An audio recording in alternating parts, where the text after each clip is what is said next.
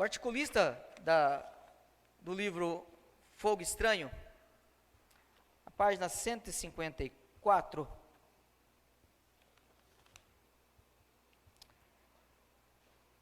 quando um estudioso de linguística da Universidade de Toronto, chamado William Samarin, ele escreve, após fazer uma análise em todos os grupos que ele pesquisou diferentes grupos pentecostais e continuistas e carismáticos, para que ele pudesse então chegar à conclusão, a partir da linguística, o que era aquele fenômeno falado e praticado entre as igrejas que creem em falar em línguas. A conclusão dele é a seguinte, preste bem atenção: não há mistério sobre a glossolalia. Amostras gravadas são fáceis de se obter e analisar. Elas sempre acabam por ser a mesma coisa: sequências de sílabas compostas de sons retirados de todos aqueles que o orador conhece, reunidos mais ou menos ao acaso, mas que no entanto surgem como unidades semelhantes a palavras e frases por causa do realismo, do ritmo e da melodia semelhante à linguagem. Glossolalia é de fato como a linguagem, em alguns aspectos, mas isso só é porque o orador inconscientemente quer que seja como uma linguagem. No entanto, apesar das semelhanças superficiais, a glossolalia não é fundamentalmente uma linguagem. Todos os tipos de glossolalia que já foram estudados não produziram recursos que cheguem a sugerir que eles refletem algum tipo de sistema de comunicação.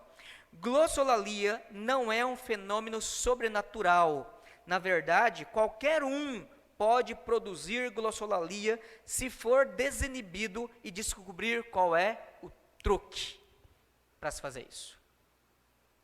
Bom, aqui você tem um pesquisador de uma universidade no Canadá que chega a essa conclusão, a partir de vários grupos. Inclusive, também Donald Carson, ele cita uma pesquisa similar de um outro grupo de pesquisa de linguística. Então você tem dois autores que recorrem a pesquisas sérias de linguística, e ambos os grupos separados, pesquisando grupos diferentes, chegam à mesma conclusão: não é sobrenatural, não é idioma, e isso não é inteligível, e isso pode ser reproduzido de forma aleatória.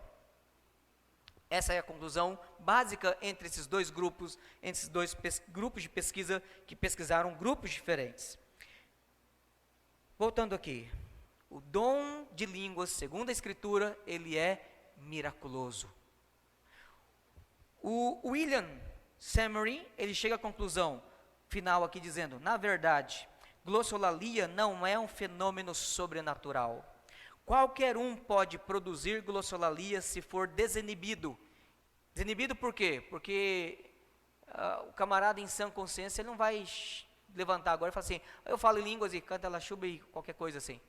Ele precisa ser induzido, ele precisa ser convencido doutrinariamente, e ele precisa então ser estimulado à ousadia, a querer algo que ele não sabe o que é. E aí ele aprende o truque. Eu sei como funciona isso. Eu tinha 17 anos de idade. Aproveitar e contar a benção aqui, dar um testemunho, né?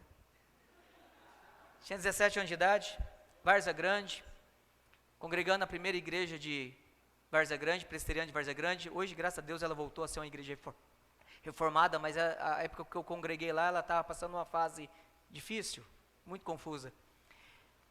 O pastor, inclusive, até saiu da IPB já, o sujeito que me induziu, né, a buscar esse tipo de coisa. E aí nós estávamos numa vigília de madrugada, e depois de vários meses eu buscando, e quando eu falei assim: tem uma vigília em tal lugar, estava lá o toca-chique lá. Tem um culto de busca em tal lugar, estava lá o toca-chique lá. Vai ser no monte, na vigília lá, estava eu lá. Não sei imaginar, eu ia, porque eu queria ser batizado com o Espírito Santo, e eu queria falar em línguas. Esse era o sonho da minha vida, porque eu cria piamente, com todas as forças da minha alma, que se eu conseguisse alcançar essa bênção, eu seria mais santo. E eu, amando o Senhor Jesus com todo o meu coração, eu queria ser mais santo para Ele. Só que eu estava pegando o caminho errado dessa santidade, e a minha via de amor por Ele estava sendo também mal orientada. E numa madrugada, numa vigília na casa de alguém, que eu nem conheço o dono da casa. Eu fui lá, levado por uma senhora com quem eu trabalhava, numa loja de calçado. E aí, na madrugada, nós estávamos lá. Isso já era por volta de 1h da manhã, e isso tinha começado por volta de umas 8, 9 horas da noite. Numa sala pequena, nós estávamos em cerca de 20 e poucas pessoas, numa sala pequena, pouca refrigeração, quente. Cuiabá é quente, igual o portão do inferno, igual aqui em Rondônia. E a gente quente lá, e cantando, e gritando, e orando, cantando, gritando, e orando, e buscando, e de repente o do líder do grupo lá, e falou assim: olha, Deus está me revelando que alguém aqui ainda não foi batizado com o Espírito Santo, e quer muito falar em línguas. Eu falei: sou eu? Aí eu descobri que tinha mais 3, então a profecia caiu assim, né? E eu estava lá, respingando em mim. Falei: ó, aí a irmã que me levou, que era minha patroa lá da loja de calçado, falou assim: Everton, é com você, é com você. Aí fizeram a roda, nos ajoelharam no meio daquele grupo, e aí começou, nós estávamos já orando, cantando, com fervor até ali para frente o negócio ficou mais quente. E começaram, e colocaram a mão na minha cabeça, e gritaram, e espernearam, e falaram, e choraram, e naquele momento eu queria intensamente receber aquele negócio. Chegou a certa altura, o cara do meu lado, o que estava dirigindo a reunião, começou a falar assim: fala a primeira sílaba que lhe vem à boca. Ele: lá. Repete: lá. Mais uma vez: lá. Repete várias vezes, muito forte. Deixa o Espírito Santo agir. Não bloqueia com a sua mente a ação do Espírito Santo. Eu lembro dessa frase até hoje. E o Espírito Santo vai fluir dentro de você como um rio, como Jesus prometeu em João 7, eu lembro desse texto até hoje sendo citado. E ele então, na minha frente, esse rapaz começou lá, e eles empurraram ele caiu no chão, e ele então começou a se bater no chão e entrar em êxtase, e aí foi a minha vez na seguinte. Eu já devia estar fervendo já o negócio, e de repente o camarada olhou para mim e falou assim: agora é você. E Deus me revelou que você hoje vai ser batizado. Aí eu falei: eu quero. Bom, resumindo a conversa, ele fez o mesmo processo comigo.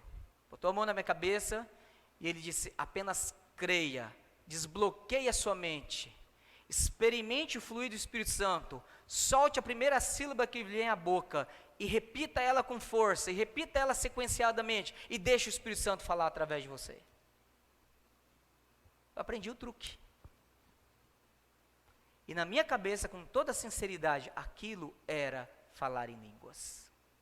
E aquilo me fazia bem, porque quando eu ficava muito chateado, eu lembro uma vez quando eu estava no Ibro, e o Wagner me pegou lá no quarto dele, para a gente conversar sobre esse assunto. Eu não sei se ele lembra, ele tinha um cobertor fedido pra caramba, que jogaram fora. Lembra desse cobertor, né? E aí nós fomos lá para o quarto dele, e ele começou a me apertar, e eu saí muito chateado do quarto, e fui para o meu quarto. Por maldade, na época o reverendo Marco Antônio Balgrati colocou o primeiro e o segundo semestre o Adalberto, o famoso Joe, para ser o líder de quarto, só para castigo da minha alma. Porque eu era muito submisso, e especialmente com o Joe era difícil ser submisso com ele.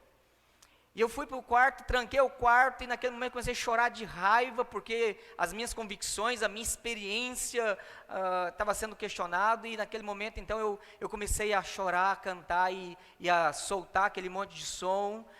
E eu falei: Espírito Santo, eu quero ser consolado, porque embora eu não entendo nada, embora eu não sei como isso funciona, embora eu não sei explicar nada que o Wagner me questionou, mas eu sei que o Espírito Santo pode me consolar aqui agora. E novamente desliguei meu cérebro e soltei aquele monte de som.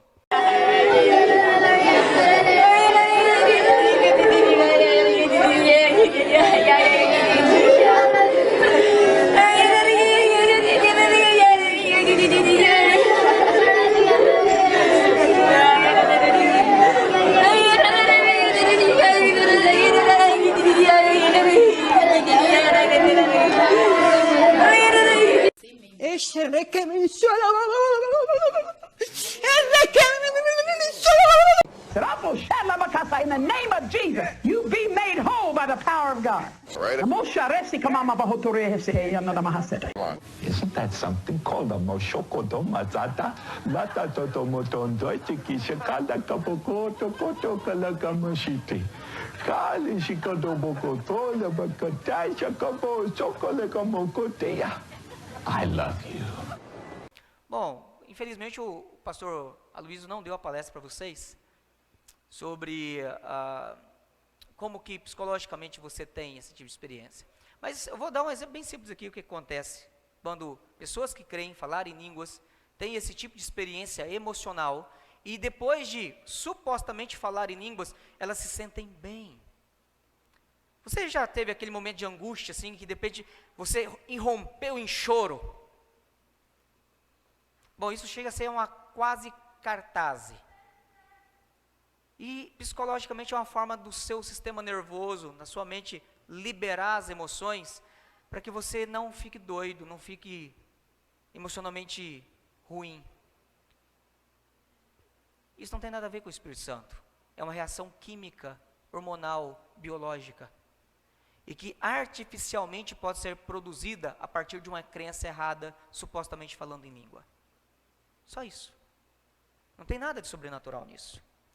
E é perigoso nós atribuirmos ao Espírito Santo essas coisas.